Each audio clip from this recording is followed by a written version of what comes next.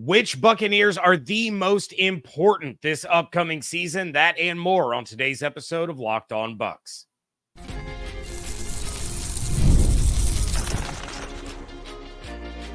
You are Locked On Buccaneers, your daily Tampa Bay Buccaneers podcast. Part of the Locked On Podcast Network, your team every day. What's up, and welcome into this WTSP Wednesday episode of Locked On Bucs, your daily podcast covering the Tampa Bay Buccaneers, part of the Locked On Podcast Network, your team every day. I want to thank you for making Locked On Bucs your first listen review every single day. Don't forget you can subscribe or follow for free on YouTube or wherever you get your podcasts. And of course, you can follow along on Twitter. I am James Yarcho at JYarcho_Bucs. He is Evan Klosky at EKloskyWTSP. We are your credentialed members of the media covering the Tampa Bay Buccaneers. I'm the deputy editor of SB Nation's BucsNation.com. Evan, of course, is on 10 Tampa Bay and at 10TampaBay.com. And you can catch the show Monday through Friday, along with the everydayers. And for that, I want to share my appreciation for your continued support of the show. One of the ways you can support the show is become a Locked On Bucs insider. You are going to get one-on-one text conversations with me. No ads, no anything extra, just legit one-on-one conversations with me. Go to joinsubtext.com/LockedOnBucs or click the link in the show notes and become an insider today. This episode is brought to you by Game Time. Download the Game Time app, create an account, use code LOCKEDONNFL for $20 off your first purchase.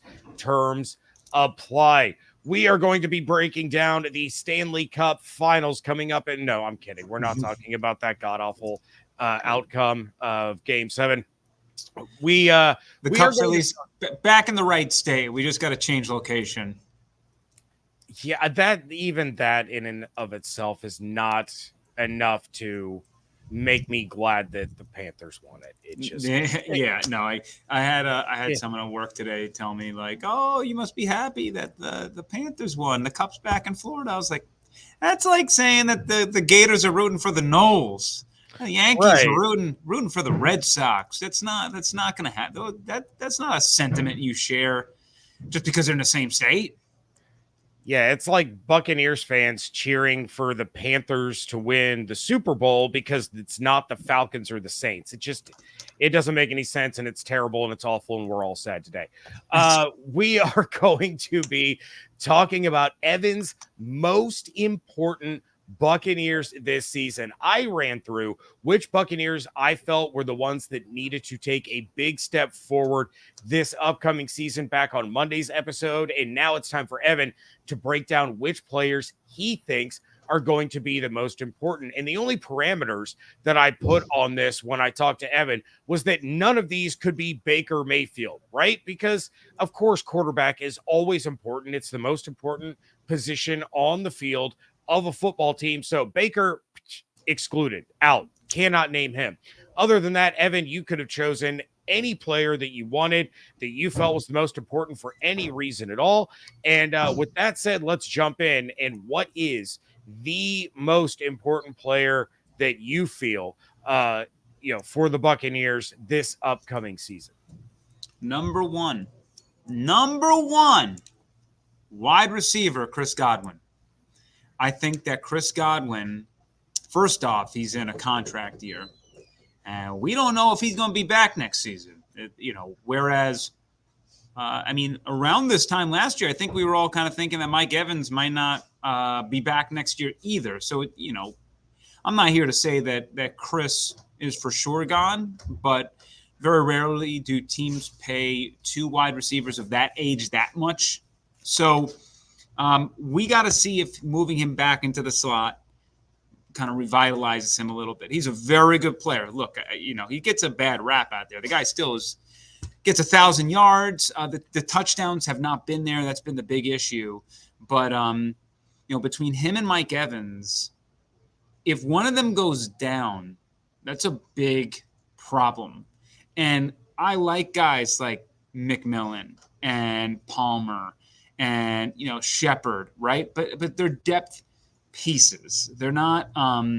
You don't want like McMillan might be a big player year 2, year 3, right? We think he can evolve into that. We don't really want to put that on him rookie season, right? I mean, this is going to take a little bit of time, a little bit of acclimation So I think that Chris Godwin, I would love to see more touchdowns from him. We know the leadership is there. We know he's going to game it day in, day out, be prepared. That's not the issue or focus. But if Mike Evans and Chris Godwin can both be just lethal threats out there in this new Liam Cohen offense, it just adds another dimension to this team that makes them very hard to stop offensively. Certainly helps Baker Mayfield out by extension. But I think that Chris Godwin is a huge linchpin to this team, especially considering Liam Cohen mentioning that he wants to run Chris Godwin in a similar fashion that the Rams utilized Cooper Kupp. And that makes my ears perk, right? Like, hold up a minute. He's a pretty good Cooper Kupp. He's had some insane seasons there with that Rams offense. So I think at least he's going to be my buy low in fantasy football this year. So if you're in a fantasy league and you're wondering, I want to own a Buck, but I don't want to pay premium price, right? Chris Godwin is my guy. I think will be cheaper in drafts all across the country and will certainly give you more bang for your buck in a very similar fashion to what Mike Evans did last year when he wasn't taken by many people. Maybe in Tampa Bay area drafts is a little bit different, but I think Chris Godwin is a great buy low candidate. I'm expecting big things from him, and they need it.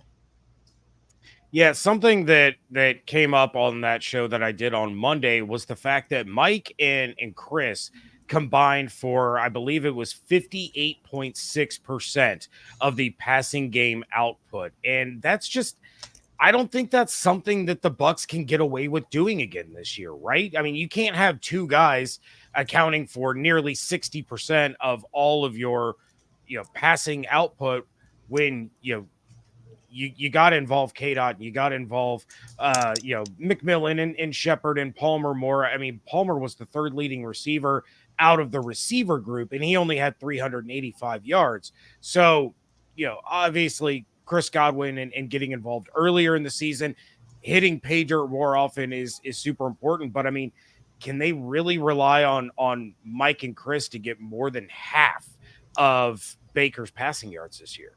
I think they can. I don't think that would be ideal, but I also think they just have to provide a little bit more diversity to Chris Godwin.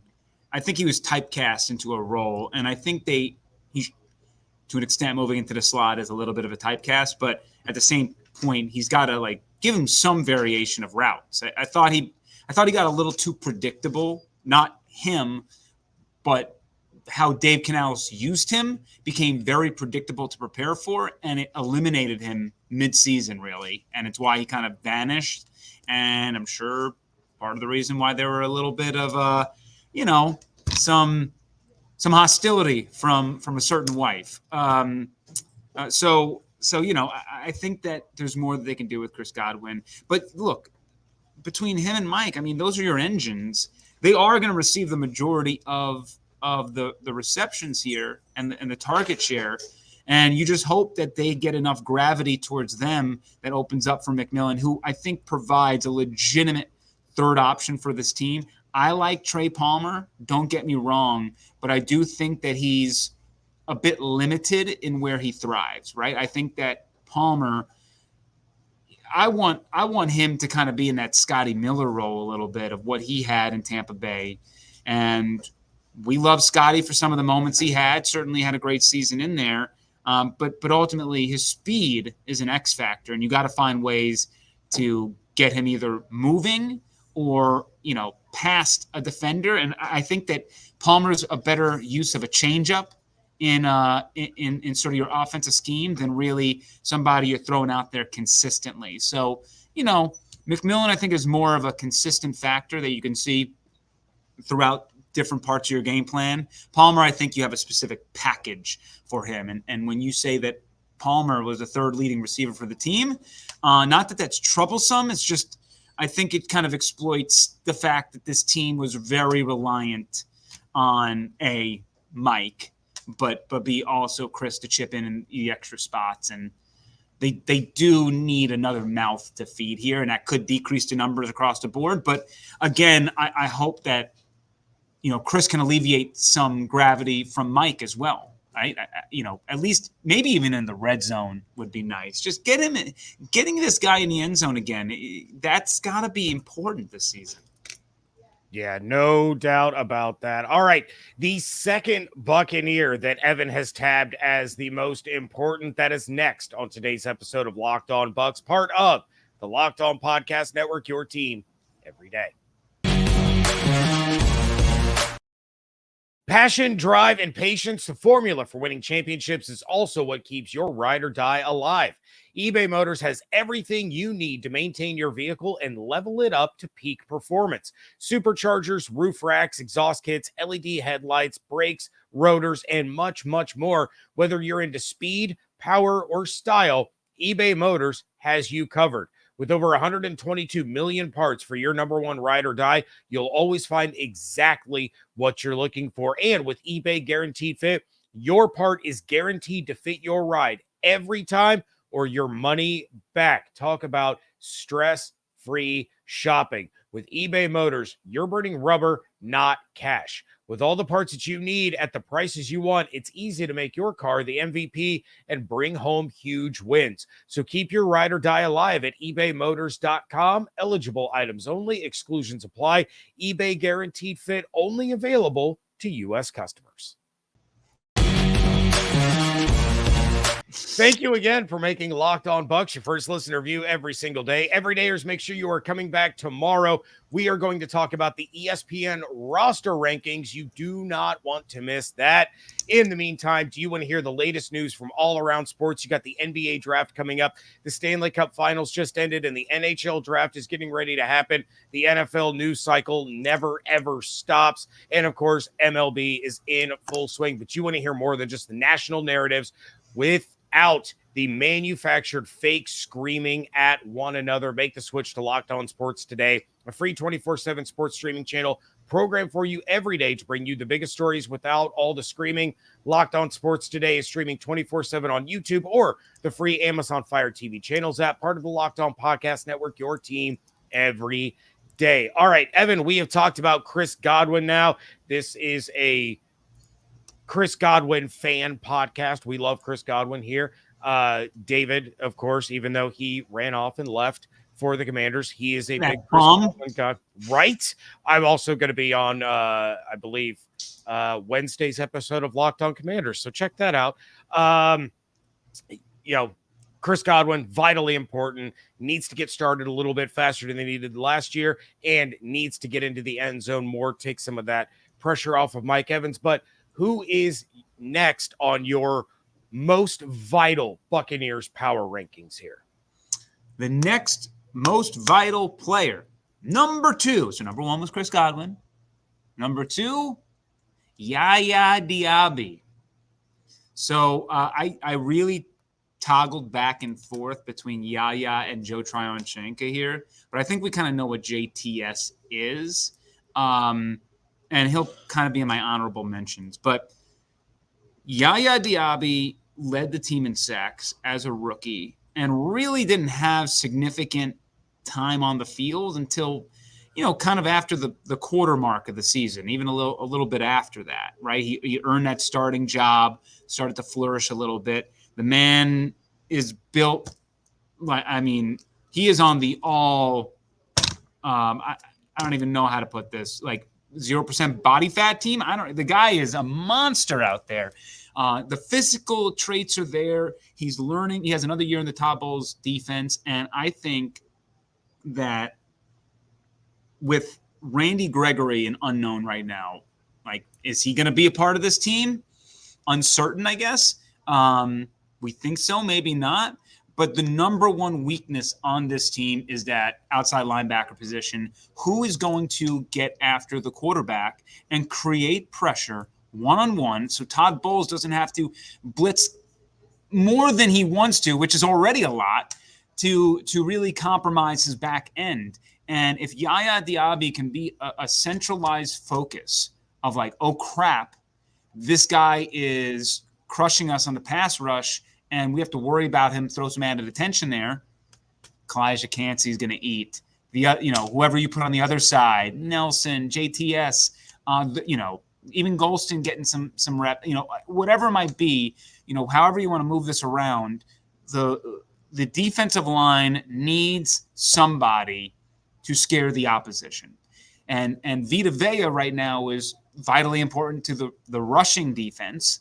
He's going to soak up a lot of attention there. But imagine what happens if you have to worry about Vita and then you got to put extra attention towards YaYa Diaby. That really does make things it raises the ceiling of this team and this defense. So if you are a listener to Locked On Bucs and you've heard me consistently, I said my number one issue with this team and the difference between making them the NFC South winner and winning a Super Bowl or being in contention for a Super Bowl is who is that star on the defensive line who's going to get after the quarterback and get the sacks. YaYa Diaby, X factor entering the season, and a guy that I'm circling, starring, because if his trajectory and his ceiling can go higher, watch out. Like the Bucs are a really, really good team if that happens. So that's my number 2. Yeah, and you go back to the success that the Buccaneers have had over the last couple of years, and you had Shaq Barrett there to be that anchor along the edge, right? And if it wasn't Shaq, it was JPP. You had those guys that you knew could get the job done, and then you have Shaq fall off. JTS doesn't live up to the hype. They need that guy. They don't have a dude right now. You kind of hope that Chris Braswell turns into, a legitimate threat there. But if YaYa can get that same kind of production that he had last year in 7 starts over the course of 17 starts, now you're talking about a bona fide stud. And you're talking about a guy that's probably getting Pro Bowl recognition, potentially All-Pro recognition. And all of a sudden, Todd Bowles, he's going to be creative no matter what, but he doesn't have to be as creative trying to manufacture pressure against the quarterback because he will have that natural pass rush to be able to get after him. So, yeah, YaYa is going to be a vital part to any success that the Buccaneers have. And if he goes the Joe Tryon Shoyinka route, that we could be talking about trouble. Yeah, he's already at least done more in the sack department than what JTS has done. And JTS, right. Don't get me wrong, he's really good in the rushing defense. He's also a great dropper, which is important for Todd Bowles' system. But in the end, at where he was drafted, what they want him to do, he gets the pressure. That's not the issue. He's got to finish plays, and that's the difference between being good and excellent, or below average and really good. There's a huge gap, and that you gotta finish the plays. So I'm certainly not out on JTS, but he does have a lot to prove. So if we get down the line and we have like a top 3 guys who need to prove it this season, like JTS is probably one. Yeah, I would definitely agree there. Kind of maybe we'll do like the top 3. You better perform or you're out on your butt episode. Spoiler alert, Jamel Dean would be on my list for that one. All right, the final player that Evan thinks holds the key to Tampa's success in the palm of his hands. That is next on today's episode of Locked On Bucs.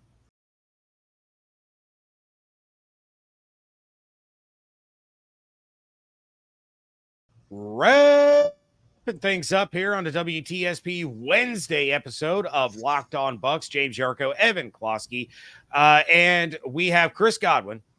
We have YaYa Diaby. Evan, who rounds out your top 3 most important Buccaneers in 2024? Let it be known that I actually would have made Antoine Winfield Jr. 1, but I'm actually not going to utilize him because he's too obvious of a choice. I'm putting him in the Baker Mayfield category. It's just like between Baker on the offense and Antoine on the defense, without those two, forget it. If one goes down, we're having a whole separate discussion of looking into 2025. So let me just say that out of the gates of being like, why didn't you mention him? Like he's just too good. Obviously, Antoine needs to perform. Zyon McCollum. Love it. Now, Jamel Dean is my honorable mention as well, because he, quite frankly, needs to stay healthy. That's the biggest concern for Dean, and he's got to catch some interceptions. Got a little case of the dropsies and the stone hands. But Zyon Both of them. Yeah, at the same time, that's a tough. You got to find some good medicine for that. But with Zyon, the reason I ended up putting him 3 is because the way that I look at these 3 spots, Chris, YaYa, Zyon, who can help raise the ceiling the most for this team? And right, like even Baker or Antoine, like where their expectations are because of their talents. So there's not much of a gap. It's already built in. Like this team has Antoine, so they're this. Even a guy like Kalijah, who's on my honorable mentions, like he's a guy that we're expecting big things from, and he already came off a pretty stellar rookie season, so his expectations are already higher. But Zyon McCollum's at that pivot point in his career. Are you a dude or are you not? Are you a guy who is going to be pushing for a fat contract when it comes around? Or are you a guy who's built to be kind of a third cornerback and, help us out if there's an injury? Like this is not a make it or break it season for Zyon as far as like his talents or where his future can be held in the National Football League. He's a good player. I think there's a role for him for a long time. The difference is, are you going to be a star or not? Are you going to be a guy who can help Jamel on the opposite side? And if you can lock things down with Jamel, assuming he's healthy, and Antoine right there in the middle with Jordan Whitehead, holy crap. Like that is, I mean, come on now. Like you can send all this pressure and you're covered. You're covered back there. That is, again, if he can make that next step, the ceiling for this team and that defense goes up significantly, and it's a squad that has struggled recently against passing offenses, or certainly, bled a little bit too much with the passing yards, especially on third down. Certainly because they're so stacked defensively against the run, teams just don't even try. So it does lead to more attempts. It leads to more yards. All that's understandable, but certainly they've bled some yards through the air a little bit too much. We saw. Go look at the Houston tape. Woof. But yeah, I think that Zyon McCollum, the fact that they traded Carlton Davis to say, you're going to be it, dude. We believe in you. We think you're ready for it. That signals a lot to me, signals a lot to the fan base. And now we've seen little pieces of it throughout his career, getting thrust into some action at a very young age, even getting injured for most of his first training camp. And to where he is now, it's been stellar to watch his growth. Now it's time to no more excuses. It's time to perform. You ain't the young buck no more. You're the guy. I want to see you step up, thrive in that role, and damn it, get paid. I want, that's what I'd like to see. So Zyon McCollum, number 3, and just I mentioned some of my honorable mentions, just other guys on my list here. Graham Barton, I think is huge. The rushing attack has, offensively speaking, has stunk for quite some time. Certainly because of Ryan Jensen's injury. If Graham Barton can solidify the middle, that's going to, again, help Rachaad White. It's going to help this offense to finally have a consistent rushing attack. And then KJ Britt. This is going to be the first time that we really see Todd Bowles operate a defense where he's not going to just line up two linebackers and say, play all the snaps. KJ Britt is going to be pulled off on third downs, but maybe he can earn himself a little bit more PT, proving that he can handle that. But considering the other linebacker spot is a big question mark next to Levante, what we saw from KJ, especially at the end of last year, the Green Bay game, even Detroit, he was awesome. Mm-hmm. So he's a guy that his athletic ceiling isn't too high, right? Like I don't think he's going to wow you on the tape with some of the athletic things that like Devin White could do if he was in, but the things that KJ does that Devin didn't do is that KJ is going to be in the right spot. He's not going to screw up mentally, and he's going to make the tackles that he should make. So you get a little bit more consistency. The ceiling is a little bit less with KJ, but I'm excited to see him finally earn his opportunity and prove that he's a starting linebacker in this league. Yeah, and that's a player that I talked a lot about on Monday, as well as Zyon McCollum. I mean, you look at what Zyon did. He was targeted 70 more times in his second season than he was in his rookie season, but the quarterback completion percentage dropped 14%. He was getting a pass defense 1 out of every 10 targets, and the quarterback rating dropped almost 30 points from year 1 to year 2, and that was with, like I said, 70 more targets. So Zion's a huge piece to this entire puzzle. And then, your honorable mentions, Kalijah and Jamel and, lots of guys that have to really play well this season if they are going to match and exceed the success that they've had over the last couple of years. But I mean, I think you nailed it, talking about Zyon and if he can come together, like, this is a really, really good football team. And it seems like Mike Florio is the only person that realizes that this is a good football team, and they're still being slept on consistently over and over, no matter if it's ESPN, NFL Network, what the national outlet is. People just kind of keep brushing the Bucs off to the side, and this is a team that's going to make some noise this year. I agree. And the only concern I have with the Bucs is really not more so the Bucs. It's just the schedule, right? The reason why I think I have them as a 9-win team, conservatively speaking, is not because I don't believe in these guys. They got, you win your division. You're going to play a really tough schedule. You got to go at Detroit. You got to go, at Kansas City. You got to host San Francisco the very next week.